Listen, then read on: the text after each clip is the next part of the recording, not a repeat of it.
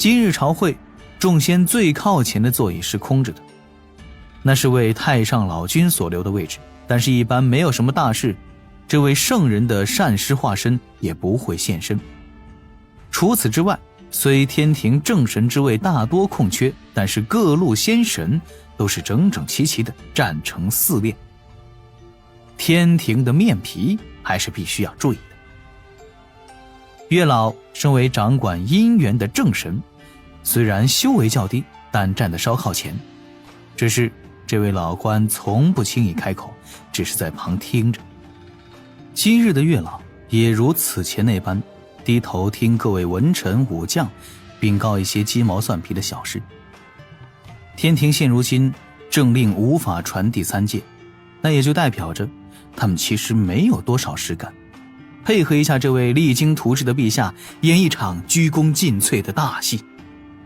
但是宝座上的那位陛下却明显不满足于此。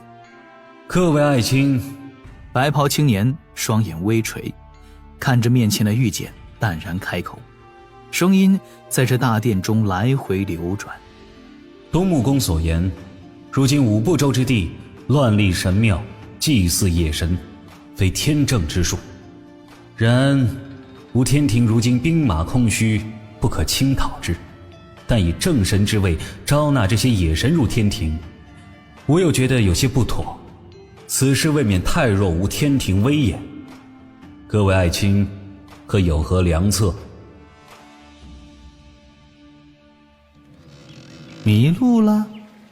木牌轻轻晃动，微风轻轻吹拂，一群面容清奇、仙风道骨的仙人们站在那儿晃晃悠悠的木牌前，气氛略微有些尴尬。他们自然都没有用仙力强行吹散此地的困阵，都是要面皮的人，哪能做这般丢粪之事呢？也不知道是谁先笑了一声，众高人尽皆背负双手，在那一阵胸有成竹的大笑。阵法外，李长寿、敖乙、九乌正从高到低一字排开，老老实实地站着。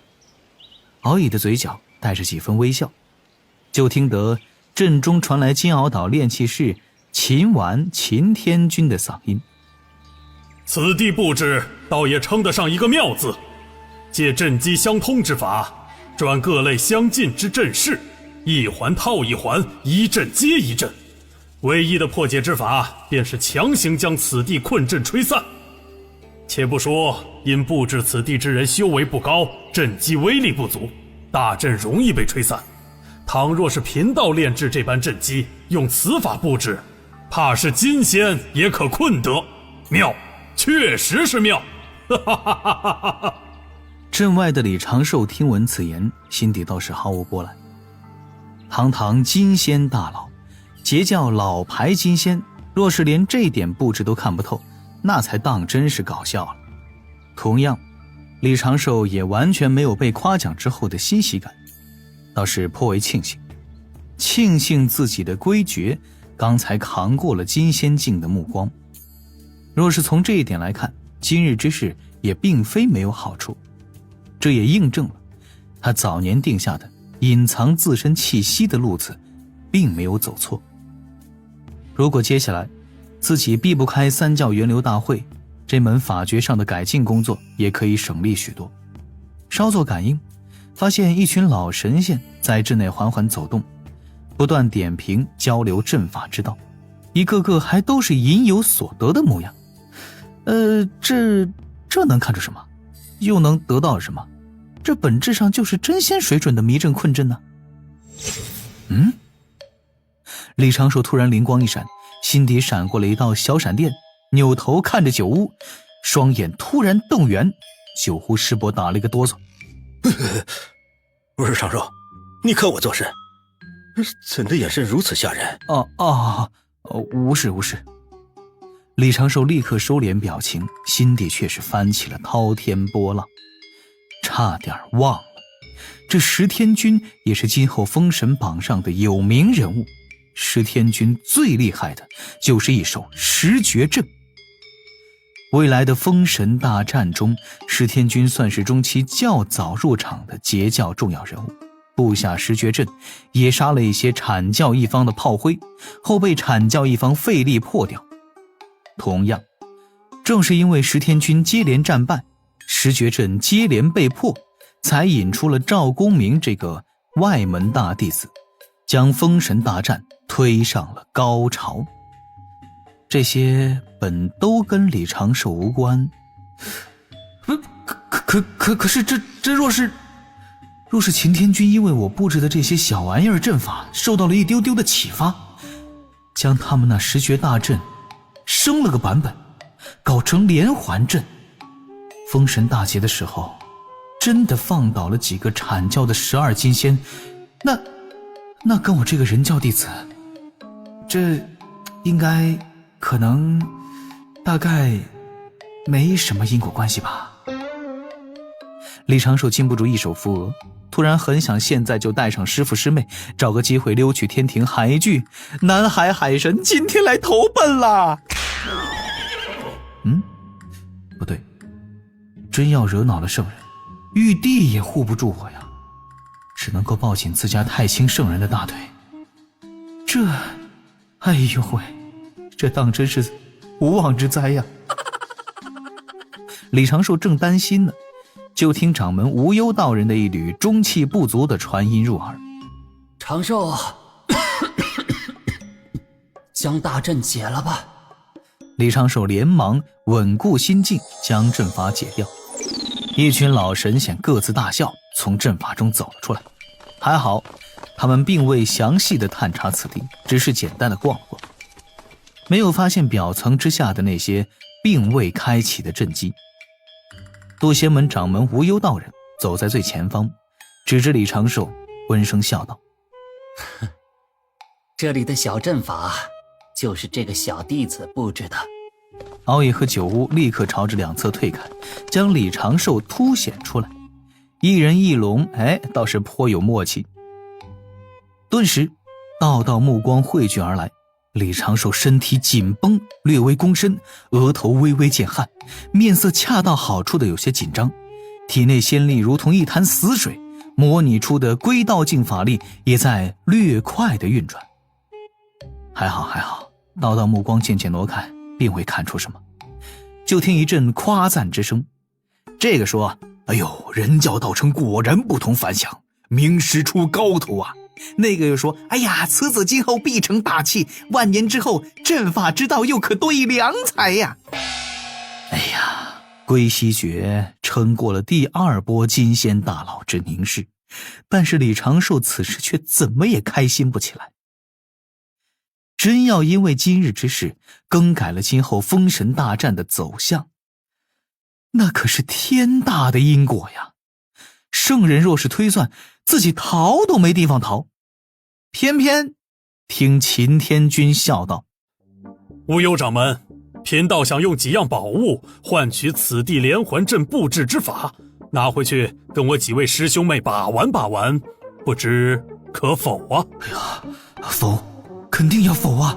快说这是人教不传之秘啊！长老大门，不是掌门大佬，不对，掌门老大。李长寿心底大声疾呼，可惜虚空道人不是空虚掌门季无忧，并不能听到李长寿的心声。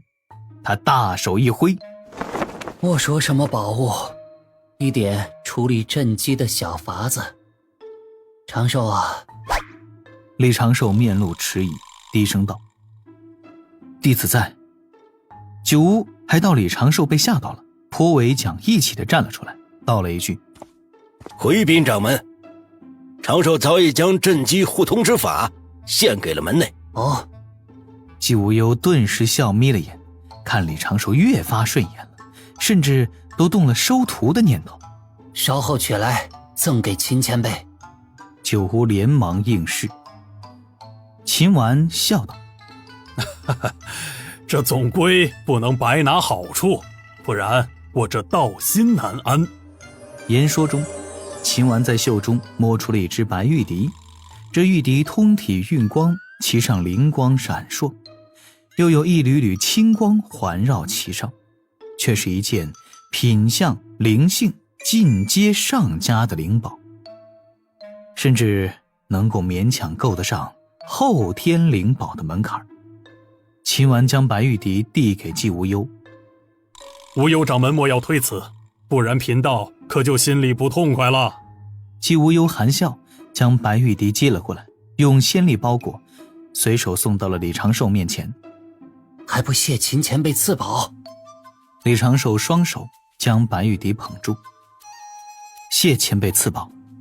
季无忧笑着点点头，便吩咐酒屋去取炼制互通震机之法，再给李长寿拿300年月供，算是门内的嘉奖。